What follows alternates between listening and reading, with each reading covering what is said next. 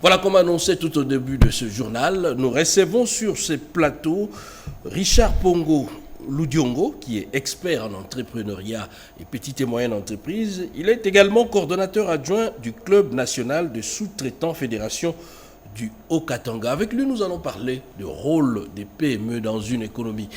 Bonsoir Richard Pongo. Bonsoir, monsieur le journaliste. La première des questions, les PME jouent quel rôle au sein d'une économie, surtout la nôtre qui est essentiellement tirée par les ressources minières? Ok. Les PME jouent le rôle de moteur dans une économie d'un pays. Et parlant de la RDC, nous dirons que les petites et moyennes entreprises assurent près de 65% de l'emploi dans le secteur privé et contribuent à diversifier l'économie au-delà de l'exploitation minière. Parce que le Congo s'attarde plus sur les mines, mais il n'y a pas que les mines. Il y a d'autres secteurs et ces secteurs sont pour la plupart conduits par les PME. Et c'est pour consacrer l'inclusivité même de l'économie. Voilà.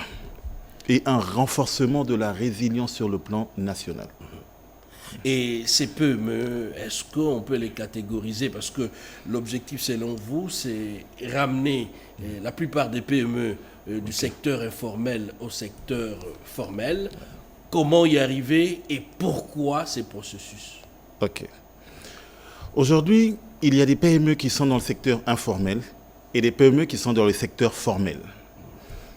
Dans le secteur formel, nous pouvons dire qu'il y a, en tout cas, il n'y a pas plus de 100 000 entreprises, 100 000 PME, au regard de certaines statistiques à notre disposition. Mais lorsque nous prenons les statistiques de la Banque mondiale par rapport à la RDC, il y aurait plus de 3 millions d'entreprises qui œuvrent dans le secteur informel. 3 millions de PME. Dans l'informel. Dans l'informel en RDC. Pendant qu'il y en a 80 millions en Afrique. Et lorsque nous nous limitons en RDC, parce que nous sommes en RDC, la formalisation de ces 3 millions d'entreprises donnera un revenu énorme à l'État congolais. Mais en tant qu'entrepreneur, je dirais que nous sommes face à des obstacles. C'est vrai qu'il existe aujourd'hui une loi depuis 2022 qui accompagne les PME et les startups, mais la difficulté est de savoir qu'est-ce que nous, PME, tirons réellement de quitter le secteur informel pour venir dans le secteur formel. Parce qu'il faut qu'il y ait des avantages et des mesures incitatives. C'est vrai que l'État, le ministère des PME, nous avons eu à échanger avec le ministère et le cabinet, le ministre en personne et son cabinet. Il y a une série de travail qui est en train d'être fait, mais ce travail ne pourra aboutir que si nous, les petites et moyennes entreprises qui, je parle dans l'ensemble, qui sommes dans les secteurs informels, trouvons une bonne raison d'être dans le formel. Puisque nous parlons de bonnes raisons à trouver pour être dans le formel, alors quels sont les obstacles? Qu'est-ce qui fait que ces PME n'arrivent pas à accéder au secteur formel? Ok. Vu le temps qui nous a imparti, je prendrai quelques obstacles simplement pour dire qu'aujourd'hui, la fiscalité ne favorise pas cette transition vers le formel. Aujourd'hui, le mode de financement en RDC, sur le plan bancaire, ne favorise pas cette migration.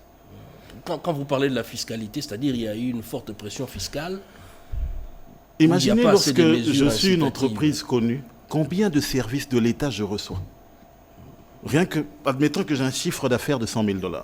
Et si je prends mon chiffre d'affaires, je mets que 50% vont dans les charges. Il me reste, admettons 50%, 50 000. Et dans les 50 000, si je dois payer, tenant compte de la fiscalité actuelle, une trentaine de pourcents, il me reste à peu près, je serai dans les 20 à 30 000 $. Donc il faut réduire la pression fiscale sur les entreprises, notamment les PME. Et voilà. Mais imaginez que les 3,5 millions, les 3 millions d'entreprises qui sont dans le secteur informel aujourd'hui basculent dans le secteur formel. Et pour ce faire, il faudrait déjà qu'il y ait un accompagnement pour que nous arrivions au guichet unique. Parce que pour ceux qui habitent le Kinshasa et les grandes cités, nous pensons que c'est facile. Mais le Congo ne se limite pas aux grands centres. Admettons quelqu'un qui habite Bassankoussou ou quelqu'un qui habite Chilenge, qui doit ouvrir une entreprise, ou Malembankoulou. Comment elle fait pour se rendre au GUS? C'est déjà un chemin de la croix. Aujourd'hui, ouvrir une entreprise, les frais formels sont aux alentours de 80 $, mais lorsque vous formalisez, vous allez dans la réalité, nous sommes à plus de 1 000 $. Imaginez une PME aujourd'hui à qui vous dépouillez 1 000 $, un peu plus pour ouvrir une entreprise, il lui reste quel capital? Imaginez une PME qui aujourd'hui, qui a besoin d'un financement et qui va à la banque, on lui dit il faut payer 20%, 25% de taux d'intérêt. Là, vous parlez en termes d'obstacles, mais Oui. quels sont les défis à relever alors? Les défis à relever seraient aujourd'hui qu'il y ait un échange direct entre le secteur public, entre le public, les animateurs dans l'État congolais, le gouvernement, et les petites et moyennes entreprises. C'est vrai qu'on nous dirait qu'il y a des corporations, certes, mais quelles sont les corporations qui managent l'informel? Il n'y en a pas. Je pense que nous devrons avoir, je ne dirais pas une table ronde, mais inviter les véritables acteurs, les acteurs du